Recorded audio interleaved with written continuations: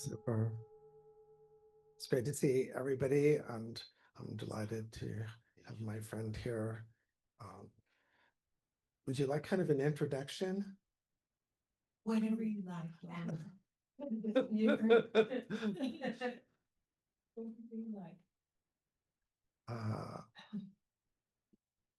Well, I like how we met first at a chaplaincy gathering at the Sati Center in Redwood City. Because 20 years? yes, there you go. I've many times touched base, and Tenzin knows my story. And not a lot of people know the full story, you know. So. And you don't have to tell it all. No. What happens in Vegas? Redwood City. Yeah, what happens in Redwood City stays in Redwood City. I think Brad could help me in this, but I think Gil Fronsdale and Jennifer Block are still doing the, Yes. you know, And Paul, yeah, Paul's still doing it. That's really a testament. But what I wanted to talk about today, I'm going to bring you in on this, is there are many formal practices in Mahamudra and Dzogchen, but it basically comes to hanging out, see. So there's, you know, even in the Prajna Paramita, we say there's nothing to attain. We're not saying there's no attainment, but there's no attainment, but no non-attainment either, which means hanging out. So after 20 years, I still feel I'm getting to know you, and it's completely fresh. See, it's just fresh mind, like that. So here, you know, we want to do full Lamrim practice, but we also want to do authentic Mahamudra and Dzogchen practice. So it's impossible to do that without a length of time, because you don't form instant friendships, you form friendships over time. There's no way to get around that. Of course, in our tradition, we can kind of backfill the friendships. So, you know, last time when Khyentse Rinpoche was here, or other teachers, they go, oh yeah, you know, when we were in Sarah J last lifetime, blah, blah, blah, blah, you know, so you can backfill it. They're like, okay, good to see you again, you know. So we do that, but there's still that continuity, you see. So all our programs here are, you know, very much getting people to come together and getting to know each other and hang out. And by hanging out, it means, for me, it means showing up and seeing everybody. So, and it isn't just showing up and seeing everybody, you know, it's showing up and seeing Sue, it's showing up and seeing Kim, it's showing up and seeing Brad. You know, I could name everybody in the room. You see, it isn't just this broad, it's very specific. So the spaciousness of Dzogchen allows the details to emerge together, actually. They emerge simultaneously, the vividness and the spaciousness of phenomena. But when you say phenomena, it sounds so, you know, like weird, like we're reading Heidegger or something, you know, so you're the phenomena. Our friendships is the phenomena, right? Yes. So, you know, Tenzin Chogkyi and I are the phenomena. We're the friends showing up, you know, and that's the model that I think is sustainable, particularly for any Dharma group, is the friendship model, like that. So Dharma is really the friendship model and everything that means. As far as our relationship with how we express our Bodhisattva vows, it's chaplaincy, right? we go out into the community. We just don't wait for people to show up here. We, you know, as you say in recovery, do our H&I work. We go to hospitals and institutions and we go looking, and we just don't serve people that identify as Buddhists, right? Doesn't matter. So that is, you know, real expression of Mahamudra and Dzogchen. The way that Tibetans inherited these traditions was actually pretty intellectual and kind of geeky, because the Indian tradition is very ontological and intellectual and geeky. For example, like I was saying earlier in the meditation class, of course, in standard Mahamudra practice, we're asked to, you know, examine whether mind is moving or still, right? But you actually don't, you don't sit there and go, how is mind moving or is it still? You know, we're not philosophizing that way. That question is kind of held off because you have to practice still mind, and then you have to switch and practice moving mind. And then, I'm sorry, I'm repeating it for some people that were at 10 o'clock. Is that okay? Yeah, you need to hear it anyway. So.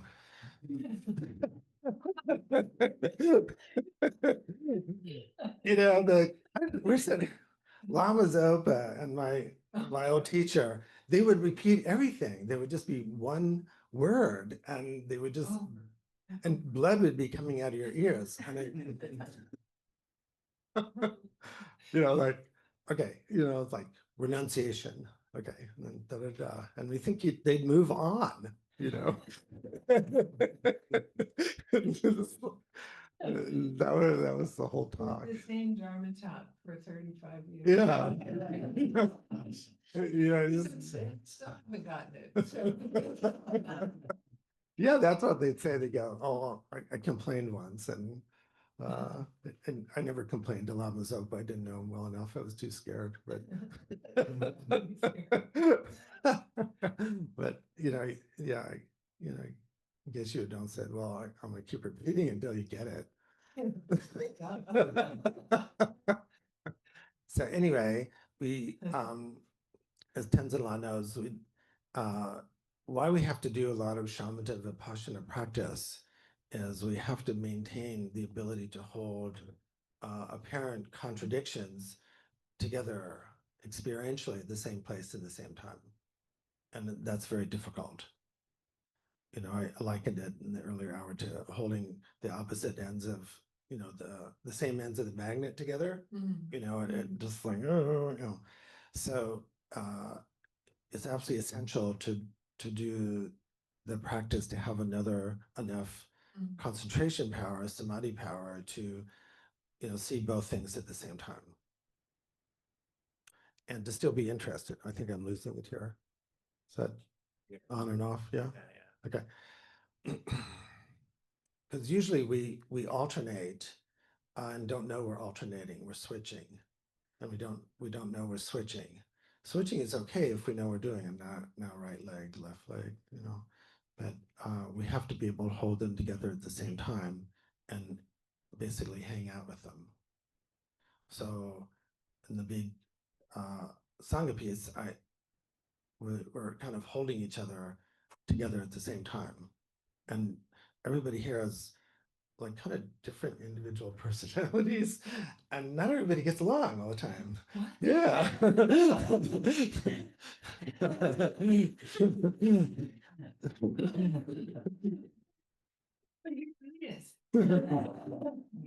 Sorry.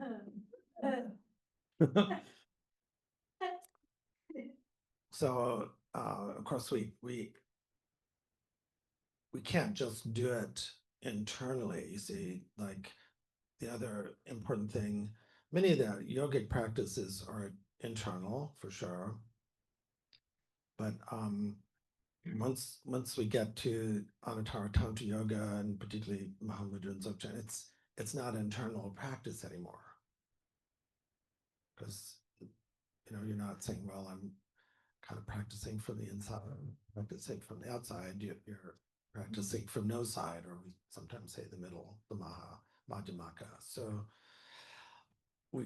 we have to hang out with each other.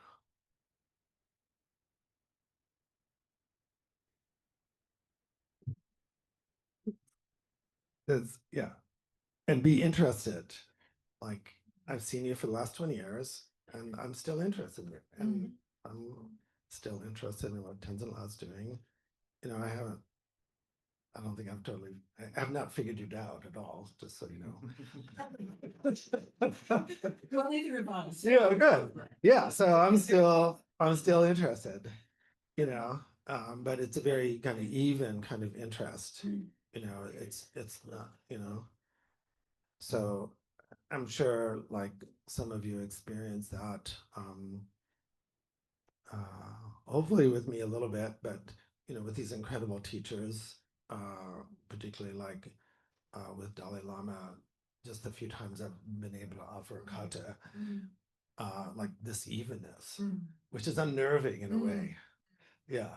Yeah, you're like, what is that? I want that. Yeah. I mean, yeah. for me, it was the first time I met him. It's like, I don't know what is happening there, but I've never felt anybody that just feels like this.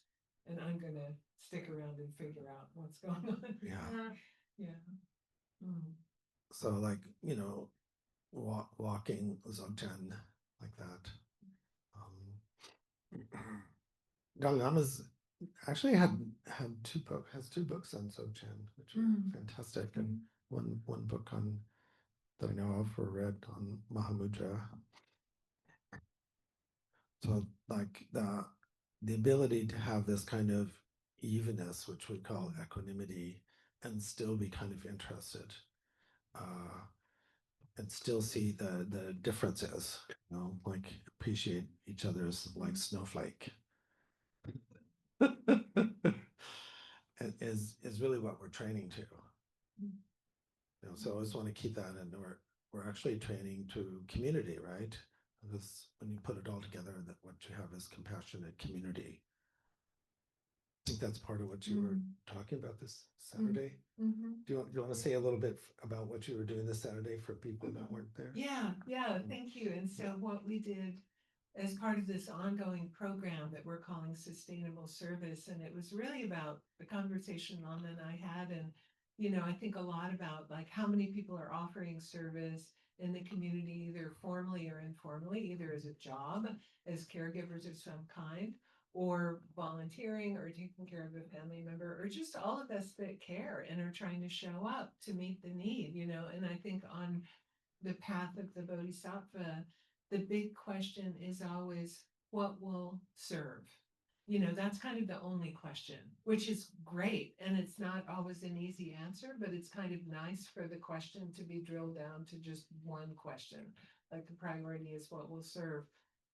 And in trying to answer that question and embody the answer to that question, you know, it can be hard. We can burn out, we can get exhausted, we can get confused. And so we tried to develop a program to support the people trying to show up.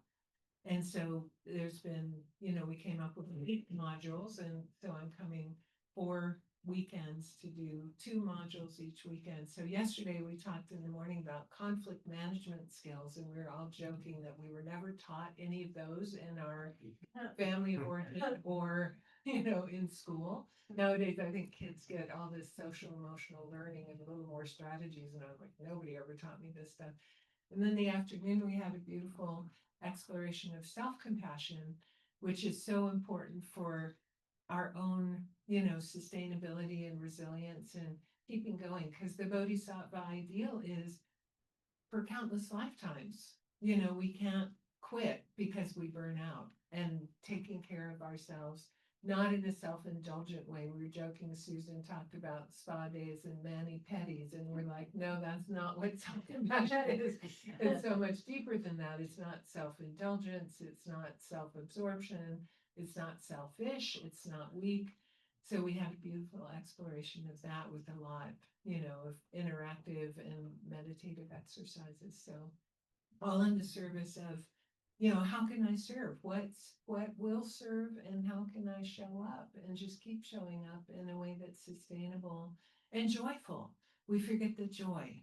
You know, the joy is really important. We're going to be talking about that the next time, how important the joy is for sustainability. And just, you know, we don't have to do it like a martyr and pushing and striving. You know, I think a lot of times I've really noticed with myself and other Buddhist students, our practice can be really tainted by this sort of Protestant work ethic, Calvinist idea that virtue can't be fun. And if we're having a good time, something's off base. And I'm like, luckily, Buddhism is not about that at all. But it takes a while for us to reorient to serving others and being virtuous and overcoming our own self-absorption is actually the most joyful thing we can do. How awesome is that?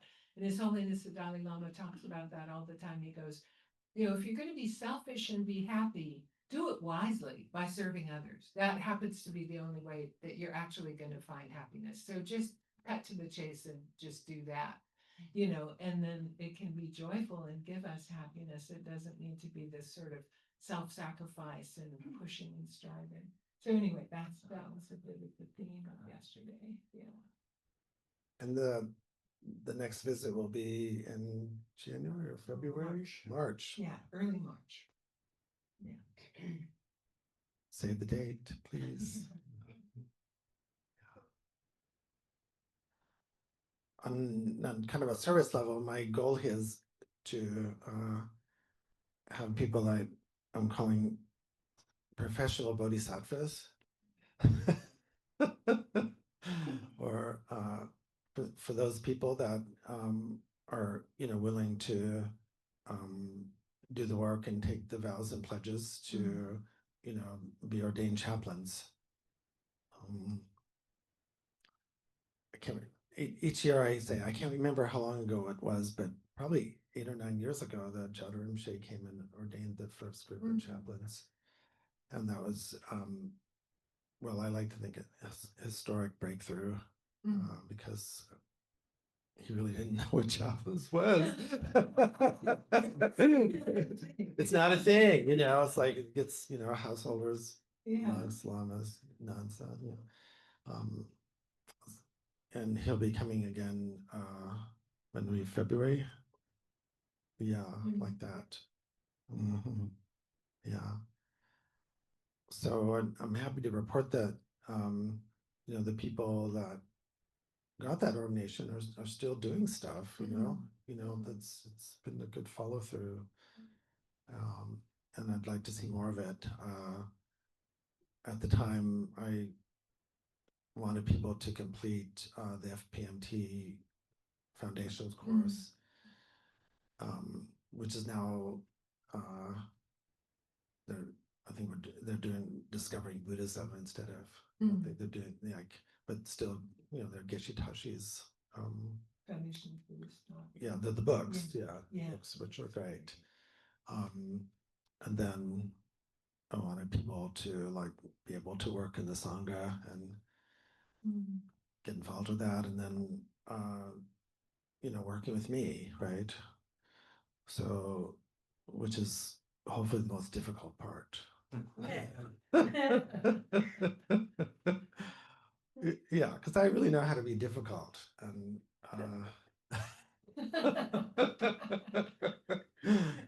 yeah, but I've had, like in my therapy practice, I'm really happy that all 7 of my interns are now licensed therapists, and they all passed their test first time. It's not easy. No, because I'd ride their butts, but you don't want to take it a second. This weighs another 6 months. So I like to think I have high standards, but at the same time give people the breath to work on it from their side at their pace. So I'm just throwing that out there that we might have some chaplains that emerge in February if Rinpoche Rinpoche wants to do that again. I'm gonna have to remind him a little bit because he's a very busy teacher, and maybe have some kind of alumni meeting or something. Would that be good? Yeah. because it's not operating as a Lama, but it's not operating as just a householder either, and educating the, could use the Tibetan hierarchy, what chaplaincy is, I think is an important mission of mine too.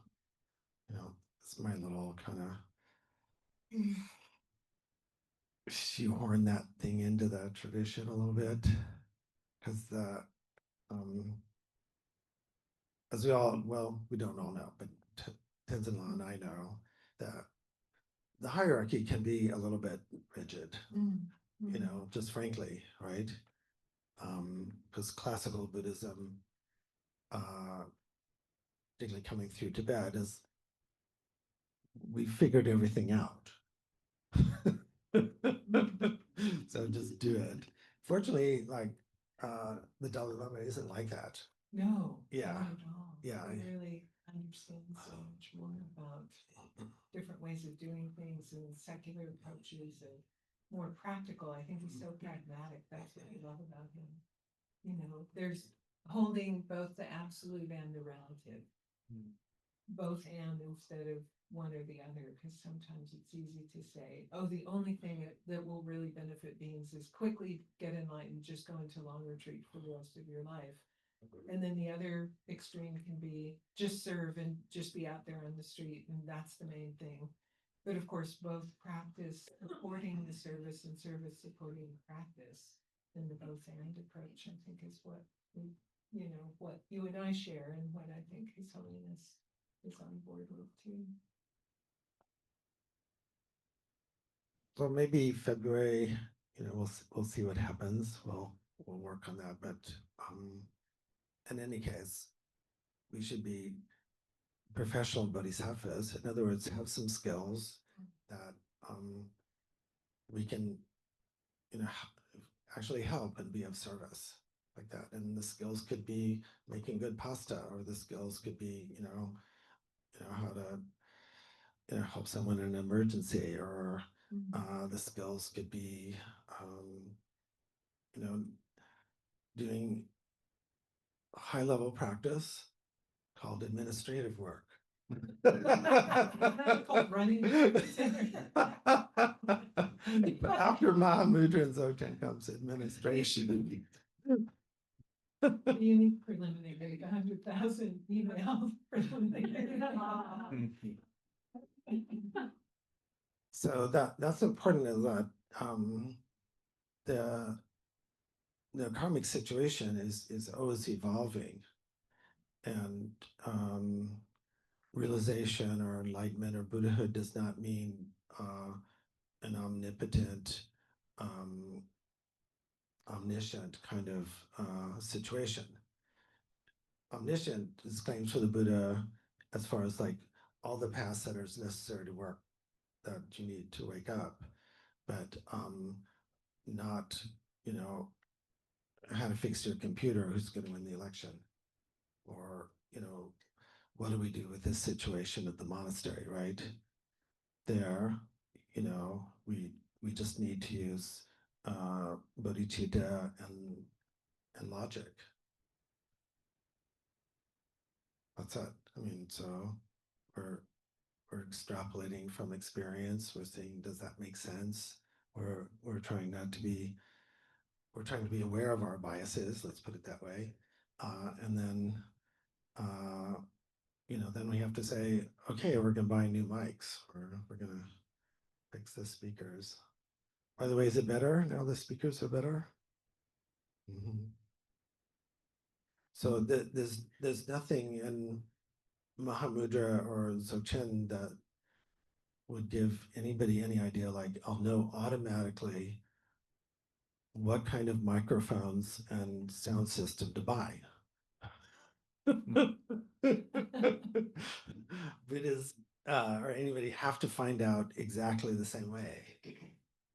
Yeah. So this is important, like when we're doing Bodhisattva work, or doing Tenzin La's program, like everybody from Dalai Lama down, Buddha down, has to do things exactly the same way. There's not like this upper level of, floating above the situation, exactly in the same karmic situation. What's different is, not being swayed by basically the three poisons, which is not paying attention, ignorance, and too much grasping, and too much aversion, or too much pride and too much jealousy. But then it's still the same, absolutely the same karmic situation. So that's kind of scary for some people, because they still want God. They still want, like, well, somebody, someone's, we want a savior. Yeah, we want a savior. Savior. Particularly right now. Yeah. So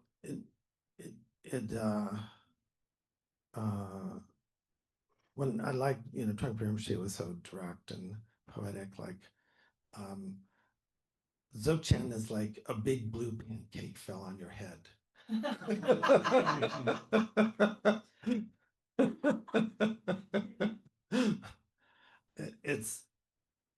It means it's a huge disappointment.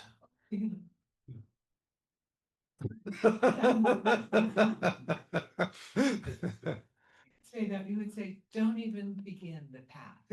Like, don't even start, because it's not easy. Yeah. Just don't even. Yeah. Of course, that made you want to do it, Yeah, made you want to do it. But the point is not to discourage it. It's just everybody's working with the same karmic situation. That's really, really hard to look at. So the more we practice, the more we see that's true. Everybody's got completely the same makeup, the same interests. They don't make sometimes decisions that lead to liberation, but karmically we're totally in the same situation. And this is it, right? There's nothing outside that's going to come in like that. Why don't we pause here, or I'll pause. You can keep talking. I think I always like discussion. You like discussion. It's fun. Yeah. You can see what's up for folks instead of. But I'm not saying anything really provocative. I thought I would today. I came in all fired up, thinking I was saying something provocative, but it's so nice being next to you. Yeah, but I feel so peaceful. Oh.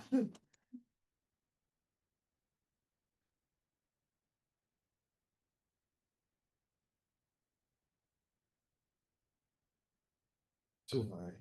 All right, how's that? Good. Thank you, Val. Yeah. I am compliant about these things. I thank you for your teachings. I'm thinking and curious about the examination of whether the mind is moving or still. And my inclination is that there's no stillness, that there's always moving, but that there might be spaces in between the movement. And I have a hard time, and maybe it's conceptualizing it, but and maybe it's the language, but I see or feel movement in gaps, movement in suspension, but not stillness. It's hard for me to even imagine there's nothing like in my body that's still, or in my mind even that's still.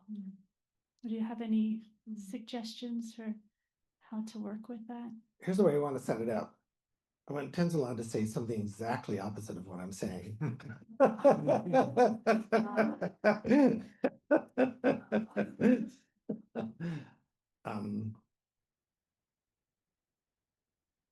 Just kind of technical answer. There's relative stillness and absolute stillness. So there is stillness.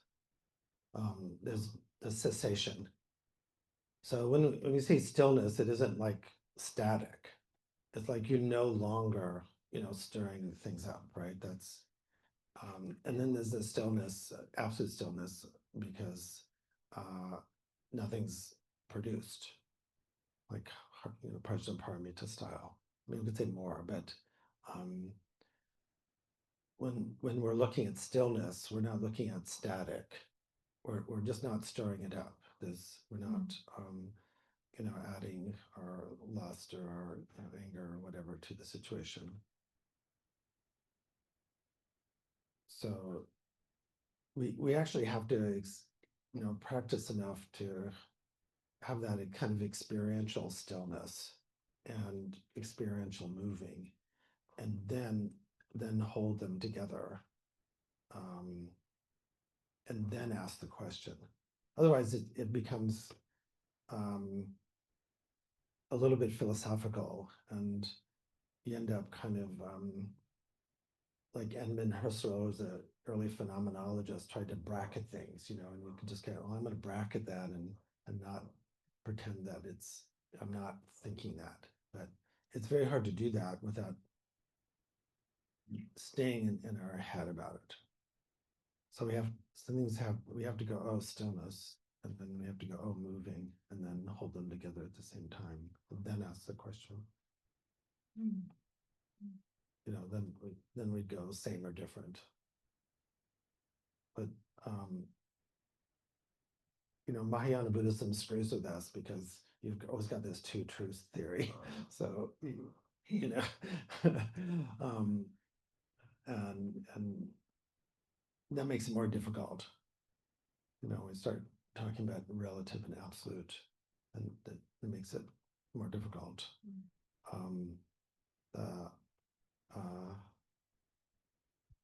Gelug school, the Ganden school, just Lama Tsongkhapa, in a way makes it's kind of simple, like, there's just one absolute, that's it. And everything else is relative, right? Okay, now, can you say anything differently? For me is, kind of experientially doing nature of mind practice, like meditating on the conventional nature of mind. And we say in Buddhism, the mind is that which is clear and knowing. And so the clarity refers to its ability to hold or reflect an object. But unlike just a mirror that's inanimate, there's a knowing of the object that's being held. So we shift our perspective in that meditation to that clarity and awareness, which connects us to that stillness. And then within that, objects are arising. That's the moving part. But we're not focusing on the arising of the objects the way we do in some other meditations. We're actually just attuning to that clarity and knowing nature of mind, which that part is, it's changing moment by moment because everything else is, but the contents can change, but still that clarity and knowing is the still part. So I kind of am thinking about it like, and it's almost just a shift of perspective. We don't have to rid the mind of the contents to attune to that stillness. It's just shifting our focus, and then the moving, ever-changing contents of mind are no longer what we're attending to. They're not absent, but they're just not the focus of our attention. So that comes up for me a little bit about holding both, like they're both present, but what are we attending to in the moment in that meditation? If that, I don't know if that's at all helpful or more muddling. Okay. Yeah, generally, like when we're talking about these things, there's how it must be, and then how it is on training in the path. So just for those scholars out there, like I was hitting in my answer a little bit more the ontological level, how it must be, in terms of us hitting on the path aspect, like pay attention to the relative clarity and the knowingness, the mind. But is the clarity and knowingness of the mind absolute or relative? Oh. Everybody, if you think it's absolute, raise your hand. If you think it's relative, raise your hand.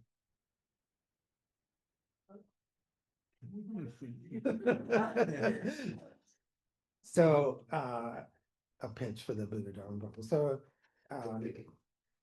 it also depends upon what tenet system you're using and what school, you know. But I very much also always appreciate the Madhyamaka and Lama Tsongkhapa, Aryadeva Nalanda tradition of just is always saying, let's just recognize lack of inherent existence is all we can say, right? Ultimately, everything, even emptiness, lacks inherent existence, correct? Can you find it as a separate thing? No way, right? So, like the clarity and knowingness is actually still a relative, a conventional state. Doesn't mean it's a wrong state. So that's an arising state? Not necessarily. Not arising, not disappearing. I like Jessica, she goes into these but then you got to come to the Buddha Dharma program at some point after we do the dance thing. Then look into it. The important part is an intellectual study gives us the it's kind of keeps our knife sharp, so to speak, but the practice is the tomato. Way to rock a metaphor. So the very strong in all the schools, but particularly the Gandhi tradition is how it must be, even when we don't feel it, which can be enormously important in our daily lives, particularly for Californians, where if you feel it, it's real. Because many of the times we don't feel the bodhicitta, we don't feel the inspiration. We can't say it isn't there, but because we know it, then we can act on it. So that's really important. The important part you see is realization or enlightenment doesn't feel like anything, which is a big disappointment to, we think we should feel something like it, like a sugar rush or something, you can't have relative states of now I know something and now I feel relief or liberation, but the seeing itself, there's absolutely nothing there, you see, and yet you know it, but still you don't feel anything, but it's not a like apathetic, it's just something is just so, and then the energy can flow because of that. But when we're always looking to feel something, then we're getting caught. See that, and so we can't say realization isn't an experience. I just don't want to say it's not. It doesn't come with a little sign. There's no like emptiness coming now, realization coming now. That's why, particularly in Lama Tsongkhapa's tradition and our tradition here, which is Lama Tsongkhapa's tradition too, and Padmasambhava's too, is sometimes no is the most powerful thing to say. Just no. See? Because we're so attached to, like, there has to be something manifesting. There has to be something before the mind, and there doesn't. It's weird, don't you think? Yeah. And I've wasted phenomenal amounts of time trying to reproduce a subjective feeling that I got in meditation and grasping, even though every text I've ever studied says, don't do that. But just like Lama said, we're so addicted to the feeling. And then I was just like, oh, that felt so good. I just want that again. I know I shouldn't, but and we're cautioned over and over. So yeah, like Lama says, just letting go of that grasping after the subjective, feeling. It'll happen. Sometimes that's awesome. But in my experience, the most powerful meditations I've had were when I felt like I was being dragged through the brambles backwards, with my hair on fire, like, and it was so painful. And that's when I learned the most. So don't go chasing after the good feelings, because it just, they will come, they will go. It's awesome. Just let it be, That's been my experience. Particularly that's true when helping others. So to be professional bodhisattvas, first we have to have some inner balance or, self-intelligence, but it was just hard to work with. But when we decide we want to help others, it takes training, right? And lots of dedication. So I'm very much interested in training and keeping training myself, how to help others. Particularly when they don't want to be helped. I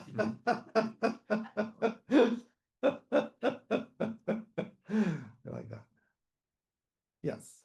Someone's, yeah. Just a quick question. You were talking about absolute versus relative. Can you look at maybe the stillness kind of like a car in neutral a little bit? That it's not moving.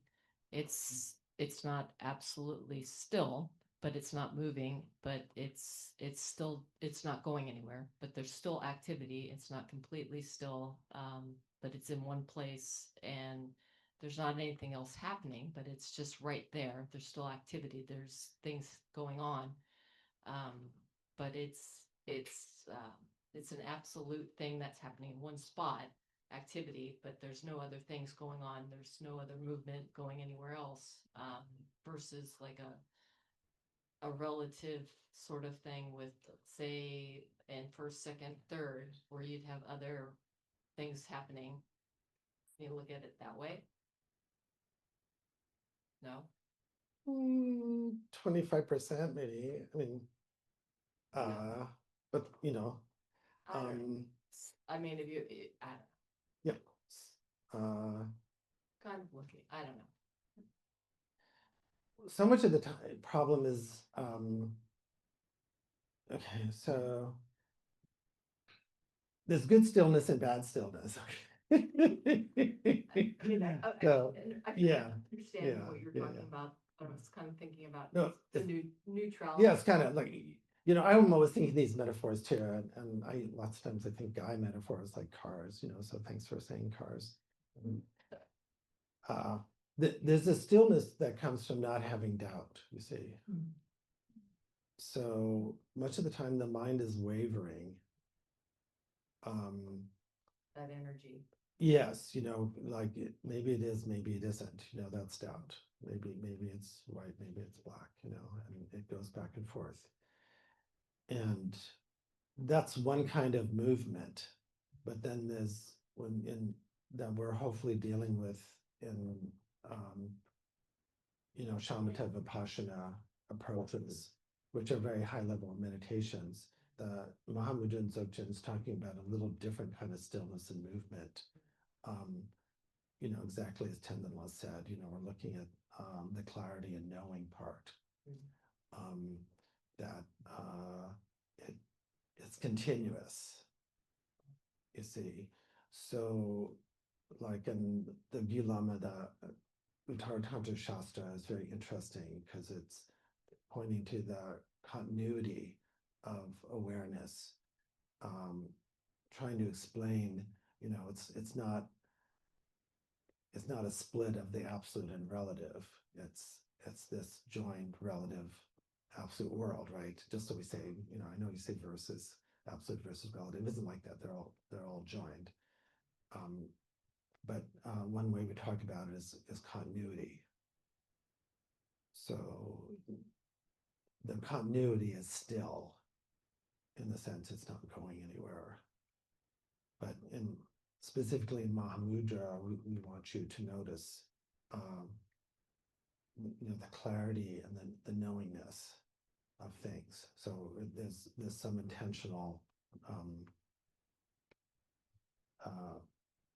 pedagogy right there. Like we want to make sure you get this. Yeah. So it's not one kind of serenity could be, kind of this kind of, like you're just, the car's running in neutral, kind of, that could be one kind of serenity. There's so many kinds of non-movement things depending, this is geeky, but I'm geek. So, whether you're talking about the shamatha states or the dhyana states, or, like that, where, we can explore different states of not moving serenity, but particularly in the Mahamudra, we're not moving from that knowing, not moving from the clarity aspect of the mind.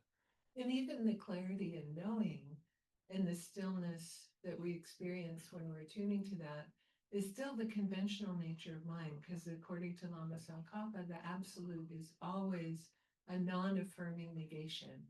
So it's an absence of an inherent way of existing. So we sometimes look for an absolute as like a grounded being or a state, or, the mind in that state of stillness. And none of those are the absolute. The absolute is the emptiness, which, according to Lama Tsongkhapa's school, which Lama Jinpa has been saying, is that non-affirming negation of impossible ways of existing. And that's hard to wrap our mind around. Last week I was in a couple of interfaith, I do a lot of interfaith work and interfaith panels, and I find with my faith, colleagues, especially of the Abrahamic traditions that have this idea of God, they're always trying to find the Buddhist God. And they're like, oh, but it's emptiness is your idea of the absolute. And I say, no, there's absolute truth, but there's no absolute reality. And they're like, oh, but I heard some, Buddhist teacher. It's really hard to wrap our mind around the fact that there is no such thing as an equivalent to that absolute existing, unchanging, uncaused thing, whether it's an entity or some other. So that's, I think, one of the hardest things about our tradition, because like Lama Jinpa was saying, we want that. We want something out there to sort of take care of us, or something to hang on to. And there's nothing to cling to. Like a non-affirming negation is about as nothing as you can get. And that's what Buddhism of our school talks about, right? And it's hard. It's hard. We want to create that thing.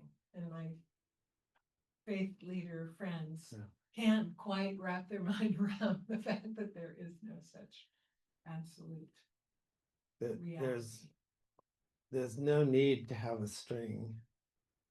The mala beads just hang together, you see. There's nothing that connects the moments.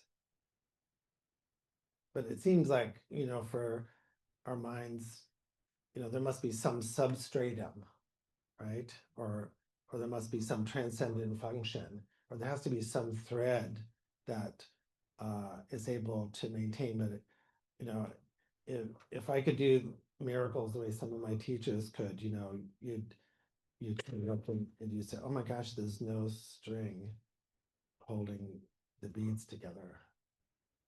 See, everything just holds together by itself. It doesn't need to have an extra glue. It doesn't need something above it, like a God. It doesn't need to have a substratum. It doesn't need Platonic forms. It doesn't need Aristotelian forms underneath the changing. It doesn't need an Atman or a Brahman to operate. And our primitive mind, we could use that, which I'm sure has some evolutionary benefit. That reification of everything, resists that. Existentially, we're unbelievably totally free. there's absolutely nothing wrong with us. And Which is the ultimate groundlessness. yes, and people don't like that. No. Because I'm paying you a lot of money to fix my brokenness. Well, I just paid you a lot of money, and now you're telling me, I spent years and years of therapy and Dharma, and now you're telling me there's nothing wrong with that. I have a student who I met when he was I was teaching at this Buddhist center, and I was teaching a whole weekend course on the Heart Sutra and all about emptiness. And I was getting ready for the first session, and I was making myself a cup of tea at the tea station, and this guy I'd never seen comes up to the tea station. And he's like, oh, can I make you a cup of tea? And I'm like, great. And I was like, oh, what are you doing? Are you here for the course? No, he said he booked in a retreat cabin because he was going through this like midlife crisis. And his friend told him he needed to go into retreat to find his true self. Right. So he's talking to me, and I go, you might want to come to my class this weekend before you go looking for the true self. And so at the end of the weekend, he did. He showed up. At the end of the weekend, he goes, oh, so like there is no true real me to look for. That's basically that's a push. And I was like, bingo. So don't spend 3 days looking for it, because you're never going to find it. And it's better that you find that out sooner. But that thing, what's the real me? Like I need to find my true self, So couple more. Yes. So I've had teachings on Dzogchen, which is Could you hold your mic a little bit closer, I think? up here. Yeah, there you go. Yes. Am I good? Okay. I've had teachings on Dzogchen, which I think is pretty much the same as Mahamudra, in which it is described as ultimate compassion and all-knowingness. Now, the way you're describing emptiness sounds absolutely cold, indifferent. You know what I'm saying? I mean, I'm talk about trying to wrap my mind around. I'm confused.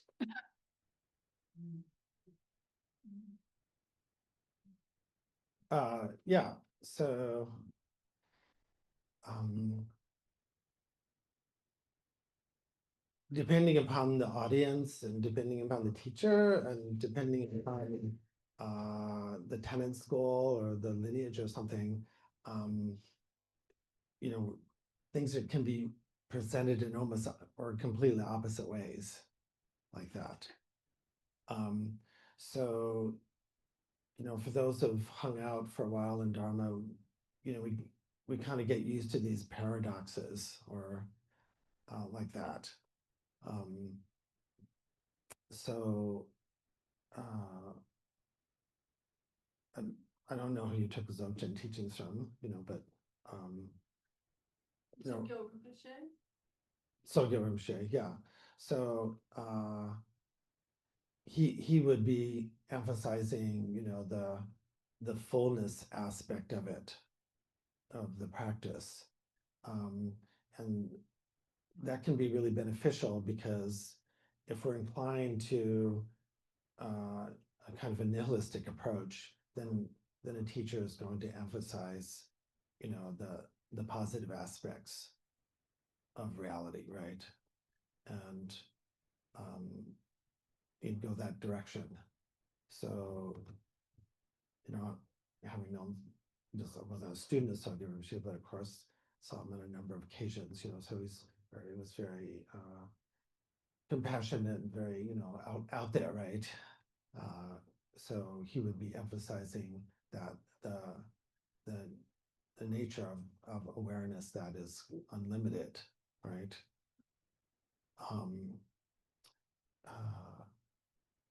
Probably, so and that's also what you picked up. Generally, we're always going to say, like in a Mahamudra way, they're a little different systems. You'd say the mind is empty, clear knowing, and unimpeded expression, which is the compassion. So those kind of basic 3 or 4 things. So, but it depends upon how much a teacher puts into, like, it's all this, but it doesn't have, you can't grasp at it. You know, that kind of thing. Lama Tsongkhapa's tradition really hammered away on non-grasping. You know, so just, you know, don't make anything. But it's not nihilistic, it's just you know, there's no need to put anything extra on it. So one way of, you know, talking about Mahamudra is just, you know, don't make anything extra. Like that. So when Dzogchen is talking, it's not talking from a make extra, he's expressing the unimpeded nature of awareness, that it's not gonna just stop. So it would be my guess, like that. But probably at some point he would pull the rug out from under that too. And some teachers will do it philosophically, and some teachers will do it experientially. I like doing both. Yeah, you know, because it's, you know, it, unless, you know, we have to hear both the yes and the no is, for me, the middle way. We have to, like, sometimes you say yes. So teachers will say, giving away my secrets, but people know, like, people will do the same thing. And the teacher, or I will, this is how I was trained. Sometimes they'll, great. And you'll be doing the same thing and they'll say, sucks. You know, because we always want to be on that gain and not lose. We always want to be pleasure, not pain. You know, we always want to be praised and not blame. We always want to be recognized and not ignored. And, you know, that's the real, the Lojong practice is where the rubber hits the road. And that's so much of chaplaincy, I think, is the Lojong practice. It's, you know, Dzongchen Khyentse Rinpoche is like very much on that, like, yeah, we just, you know, the awesome will, do you want things to go your way? And he goes, yes, I do. I always want pleasure, not pain. I mean, who's going to choose that? You know, like, you know, because we all want that, but then we know we have to train to the equanimity. Yeah, because it isn't just yes or no. Yeah. Good question. Yeah. Yay. I'm kind of going back to the other conversation we have about the Abrahamic religions and God and stuff like that. So my boyfriend is super Protestant Christian, and he absolutely hates that I'm Buddhist. So he was asking me yesterday, because we kind of got in a little argument. He was asking me yesterday, you guys don't have a God or anything, so who are you praying to? Who are you following? And, you know, I try to tell him we follow the teachings of the Buddha. And he's like, but is the Buddha a god? And I'm like, no. And then he's like, so who's judging your decisions? Who's deciding what's right and wrong? And I didn't really know how to answer that. I just told him that, like, for me personally, I know what's right and wrong, but I didn't know how to answer that. Like, he's like, who do you go to realize what's right and wrong? Who do you pray to? Who do you do this? Who do you do everything for? And I told them, I'm like, in a way, we kind of do it for ourselves, like our, you know, like our own peace. And when I said that, he said, so you're a selfish religion. And I didn't know how to respond to that either. And, you know, I love him to death, but ever since he got into the Pentecostal church, they really, like, ingrained in him that he's, like, evil and he needs to repent all the time. And I don't know, it's just weird. And he seems to be really annoyed that we don't really believe in a God specifically. So I'm answering the question in my way, and then consultatively. I'm always curious myself is, when is the best time to have theological discussions? So, you know, should they be, you know, while you're driving? Yeah. Well, one time we got in an argument in the car about it. Yeah, so probably the answer is no. Yeah, you don't Yeah, he got really actually- passionate. Yeah. You know, should you have theological discussions at well, I haven't been yet, but everyone's telling me Alora is the best restaurant in town. Is that true? Yeah. Who's been to Alora? Yes. Yeah. True, true. Yeah. Yeah. Yeah, but so why go out to a really fine restaurant and have a theological discussion? Should you have a theological discussion? You're both kind of tired and you're lying in bed, and should you bring it up then? No. That's also when we kind of brought it up at random. We bring it up whenever he feels like he needs to convert me. Yeah, so they're important questions. They're important questions, and he loves you and he's interested. So the context and the setup is really important because you're having kind of a debate. You know, so there are rules in a debate there, you know, where, you know, you don't want to just bag on each other, you know, and that's what I'd like to see, you know, actually more in America now. It's like Tenzin La's talked in the past about having real conversations, and you have to have some guidelines and rules, and you know, let's talk about it when we're both feeling safe and we have nothing else to do, and you know, hopefully you won't have to pay for it to go to a couple therapist, you know, but No. not like that. I mean, we kind of agreed in a weird way not to talk about religion. He's like, I don't want to hear any of your Buddhist stuff. And I was like, okay, so maybe let's not force Christianity on me. But he still kind of talks about it, which a little weird because he feels, obviously everyone feels their religion is the right way, but he's really adamant on it.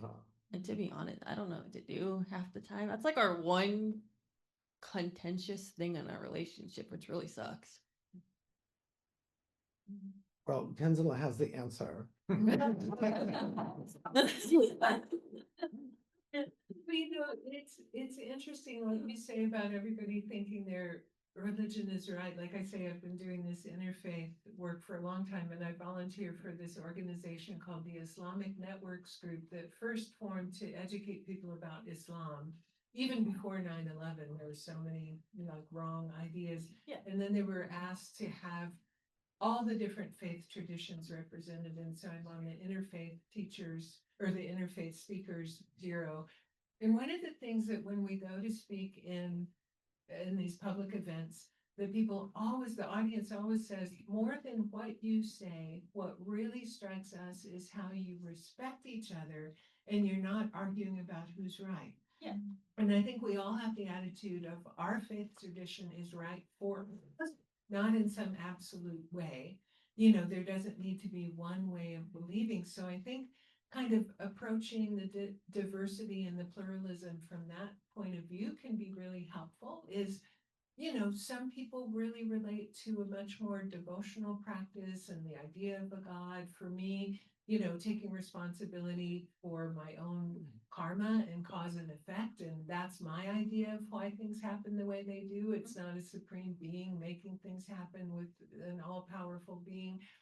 And so kind of that, I think, allows us to coexist, whether it's a relationship, a family, or a nation, or the, you know, global experience of just, this is what I've chosen, this right for me, this works, this worldview works for me. It's not about fighting about who's right and who's wrong. And so I'm wondering if that might be helpful. And in terms of who, you know, how do you know what's right and wrong? So the Buddha gave really clear guidelines. About a third of his teachings was all about what actions are going to be the causes of suffering and what actions are going to be the causes of happiness. And then, you know, with practice, we get our own kind of inner moral compass, you know, in my experience. And then you just feel when you're doing something that's out of integrity.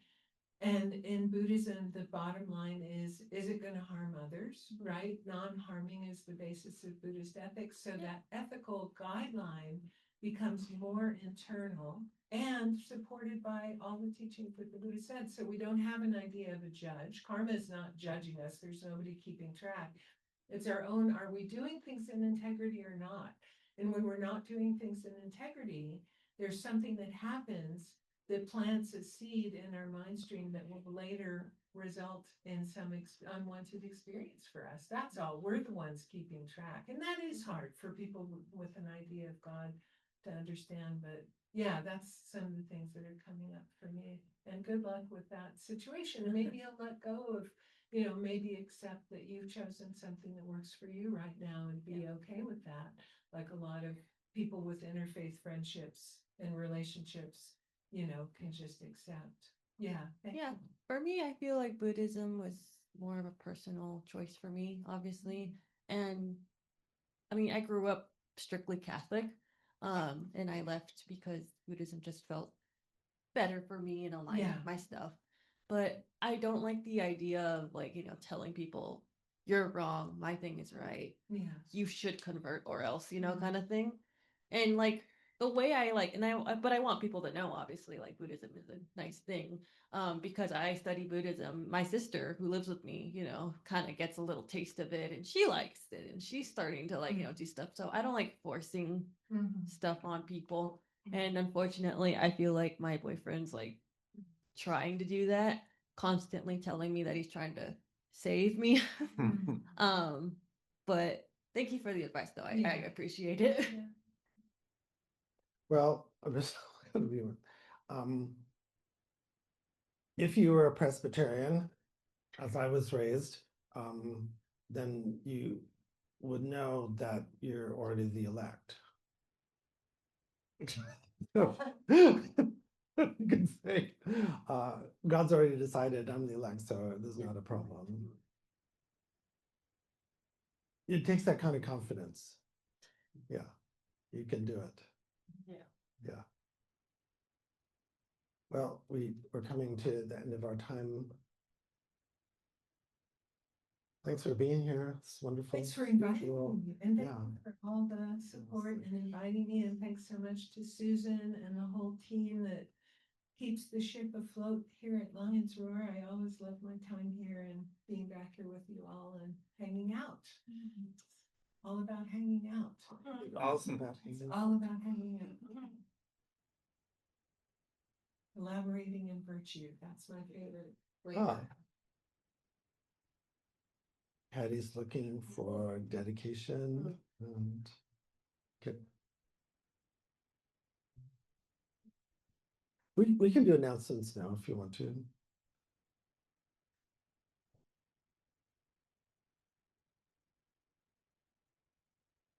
The announcements as we see. So we have our 10th anniversary fundraising party coming up. It's a semi-formal dance party. We'll have mocktails and storytelling and a photo booth and lots of movement. Maybe we can create some stillness spaces too. But it can come to the Gompa. It's a fundraiser for capital. We're trying to raise money to be more established here. Some things will be for repairs on the building, but some things will be just for the longevity of this Sangha in our temple. Saturday night, 6:30 to 8:30. And we're really hopeful that you'll all come out dressed in your best and ready to enjoy each other's company. Yay, that's it. Yay.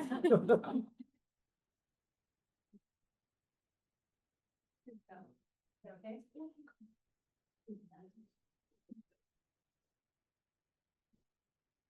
Thank you for your teachings. I'd like to invite everybody this Wednesday at 6 o'clock. I'll be doing meditation using sound bowls. And if you haven't done that, it might be something you'd like to take part in. I'll be using several Tibetan bowls, and we'll discuss how you can use sound as a benefit in your meditation. So that's right here, 6 o'clock. It goes from 6 to about 7:30. And welcome. Also, on the 22nd at 4:30, we're going to have what we haven't had for quite a while, which is a Sangha meeting. So we're going to talk about the various programs, what people are doing, so that we're all informed about what everyone's doing. We can talk about what's coming up, talk about where we need more support, see if we can't brainstorm ways to get things done. I'd like to see really good attendance for that. Is that today? I think it's a Saturday, November 22nd, 4:30.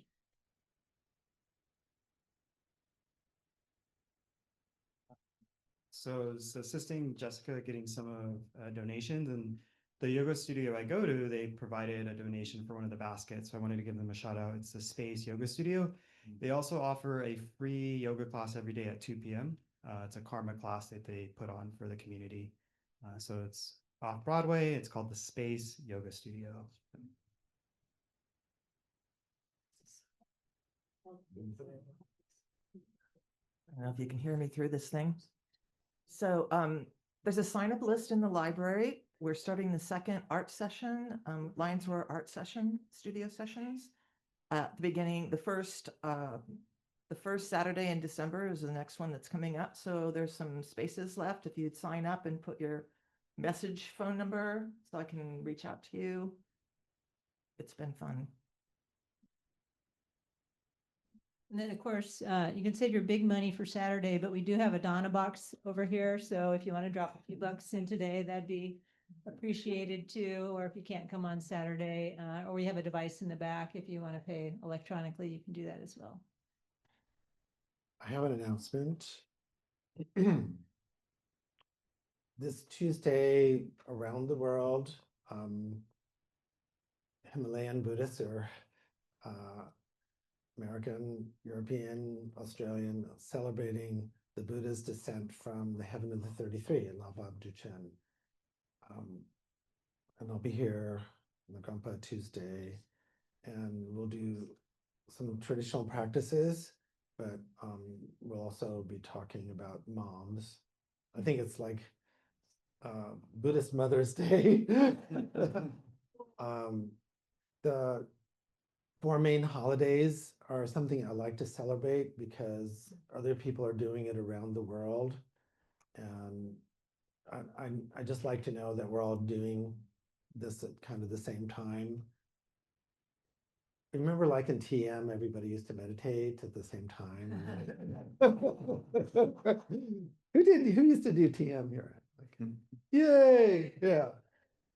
So yeah, so you know, it's not that we're going to do a big celebration, but just being part of the larger Dharma community is really important. And I've always made an emphasis that we're not just this little satellite place, that we're doing it with all our teachers around the world. What time? 6 to 7:30. Yeah, 6 to 7:30. 6 to 7:30. Yeah. All right, dedication.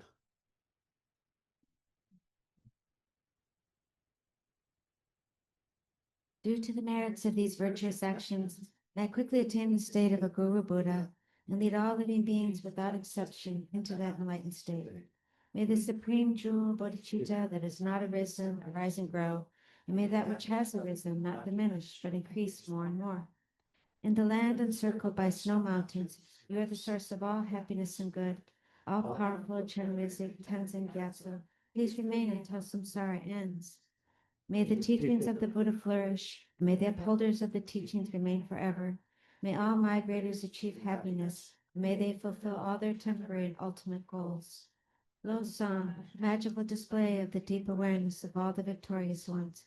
Merciful giver of a stream of profound and vast instructions to the fortunate migrators. Please remain always unperishing, unchanging, unfading. Avalokiteshvara, great treasure of objectless compassion. Manjushri, master of flawless wisdom. Vajraprami, destroyer of the entire host of Mars. Sankapa, crown jewel of snowy land sages. Losangdrapa, I make requests at your holy feet. Thank you so much. Thanks, Patty. Good job. Yeah. Friends, I know we've had a lot of announcements, but There's baskets around here to help feed people. So if you, next time you come here, bring some food of some kind, that'll be so appreciated. We have some processional music. Yes, we do, absolutely.